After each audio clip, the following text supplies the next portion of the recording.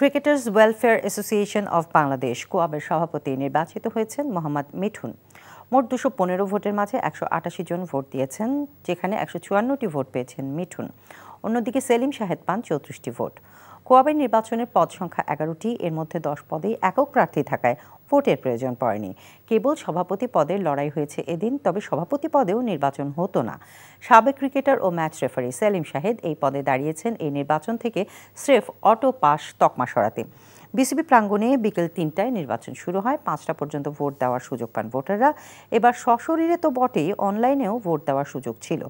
কার্যকরী পরিষদের সদস্য হিসেবে বিনা প্রতিদ্বন্দ্বিতায় নির্বাচিত হয়েছেন নাজমুল হোসেন শান্ত, মেহেদী হাসান মিরাজ, আকবর আলী, রুমানা আহমেদ, শামসুর রহমান শুভ, ইরফান শুক্কুর, খালেদ মাসুদ পাইলট ও ইমরুল কায়েস।